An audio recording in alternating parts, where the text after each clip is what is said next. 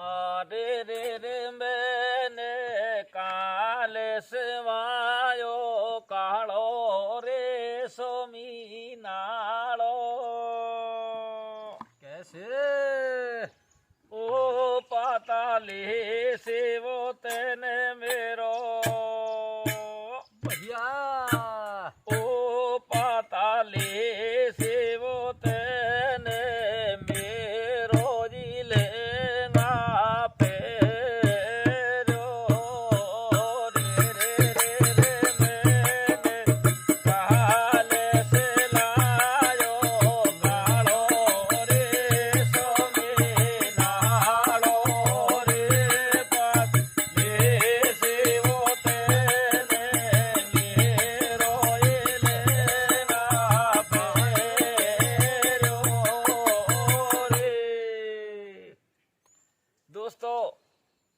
शर्मिष्ठा और देवयानी दोनों सखी पनघट पे स्नान करने के लिए चली जाती हैं और वहां एक पवन देव इस तरीका का भभूड़ा बन के और दोनों के कपड़ा को मिला देता है और दोनों आपस में अलग अलग अदल बदल कपड़ा फेर लेती हैं और उनमें इस बात को लेकर के विवाद हो जाता है। ये प्रसंग वहां का गया है। अगला प्रसंग है आरे रे रे सीता बहागाना में डारा पहाड़ी वो सारी रात। कैसे? ओ लंका से वो तेरी या कोना कोना सी आई। रे रे रे रे सीता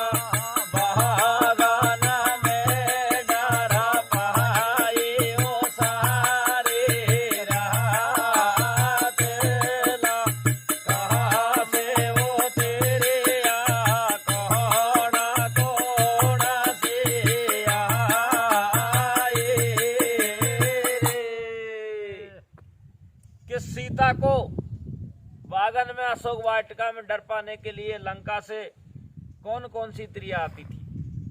तो लंका से त्रिया आती थी विकटा राक्षसी, विंता, प्रगसा, चंदोदरी, अजयमुखी, सूफनका और त्रिजटा तो उनकी प्रधान थी। त्रिजटा सीता माता को नहीं डर पाती थी। ये 8-9 राक्षसी लंका से आकर के और अशोक वाटिका में माता सीता को डर पाती थी। फिर अगला प्रसंग है आरे रे रे लागे गायो लंका में लाछो महना के वो साकाती बहाने। कैसे? ओ बात देवो ज्ञानी वेदों कहाँ से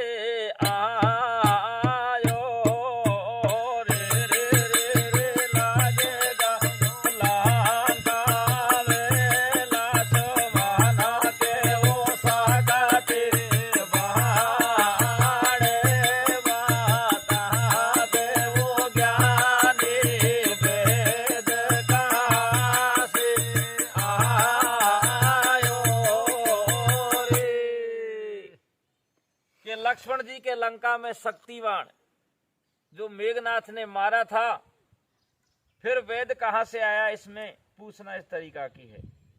तो अब रामचरितमानस तो इस बात को बताती है कि लंका में से सुषेण वेद को हनुमान जी लेकर आए थे, लेकिन मानस पियो से का लेख इस बात को बताता है कि सुषेण वेद है जो बाली का ससुर था, तारा का भाई था और पूर्व दिशा की जो टोली 4 तरीका की टोली जो सुग्रीव ने नियुक्त की थी सीता की खोज में, जिसमें पूर्व दिशा की टोली थी, उसका सेनापति, उसका नायक था ये वेद सुषेण। तो ये राम की सेना में ही मौजूद था। अगला प्रसंग है रे रे रे दे दाई दासा कांदार ने लात ने काढ़ो घरा से। कैसे? ओ लंका को वो भेदी रामा वो दालो में आयो। रे रे रे रे दे दास कांदारा ने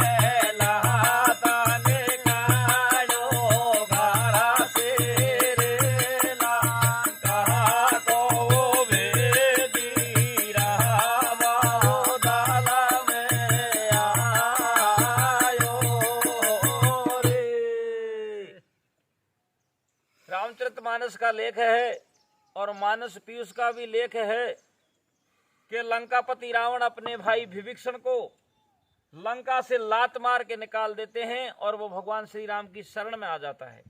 लेकिन इस प्रसंग मैंने नहीं गाया है। इसके अलावा और कौन आया था? तो दोस्तों, इसके अलावा लंकापति रावण का एक दूत था सुक नाम का, जो रावण ने दूत को लात मार के और निकाल दिया। ये क्यों निकाला, इसका भी प्रसंग इस तरीका से है कि ये सुक और सारंग दोनों दूत जाते हैं भगवान श्री राम की सेना में और पकड़े जाते हैं तो फिर भी भगवान श्री राम उनको छोड़ देता है। तो ये सुक नाम का दूत जाकर के लंकापति रावण से बड़ाई करता है भगवान श्री राम की, कहता है कि महाराज वो तो वास्तव में मंदोदरी माता कहती है कि जगत के स्वामी हैं, वास्तव में ही जगत के स्वामी हैं, घट घट के वासी हैं, वो करुणा निधान हैं, दयावान हैं, वो हमेशा दया करते हैं। और मेरा मानना तो ये है कि आप उसकी सेना में जाइए और उससे माफी मांग करके उसके चरणों में समर्पित हो जाइए। तो लंकापति रावण को गुस्सा आ जाता है और सुक दूत को धक्का देके लात मार कर अपनी सेना से अपनी लंका से निकाल देता है। तो आगे के प्रसंग किस तरीका से दोस्तों बता दो भैया। रे रे रे मैया बापा ने कारे नाई पीड़ा भैया ओ शादी से वो पहले बेदवाओ कैसे होगे। रे रे रे रे मैया बापा ने कारे नाई पीड़ा हाथ शादी से वो पहले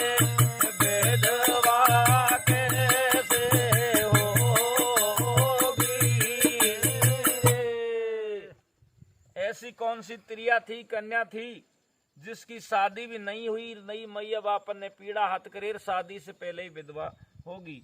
तो दोस्तों, इसका अर्थ है कि नागलोक में बाशिक की पुत्री थी और उसको मरा हुआ भीम मिला था। जीवन दान देने के बाद में उसने फेरा खाए थे।